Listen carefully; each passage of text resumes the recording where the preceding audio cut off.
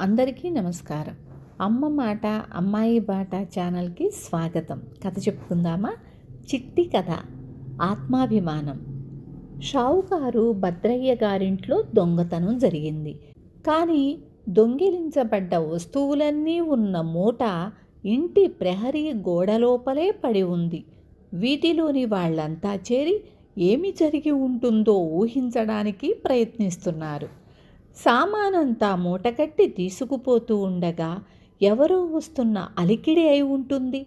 దాన్ని అక్కడే వదిలి పారిపోయాడు పిరికి వెధవ అన్నాడు ఎదురింటి కామేశం. అలా జరిగుండదు. ఆశ కొద్దీ కనపడిందంతా మూట కట్టేశాడు. కానీ మోయలేక పారేసిపోయి ఉంటాడు. బక్క వెధవ అన్నాడు పక్కింటి శేషాచలం.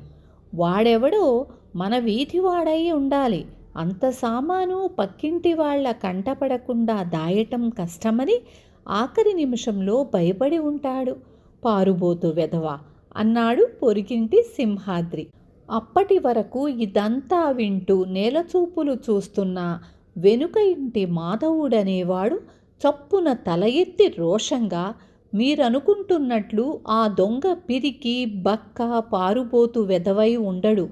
సామానంతా మూటగట్టి గోడ ఎక్కి పారిపోదామనుకుని ఉంటాడు.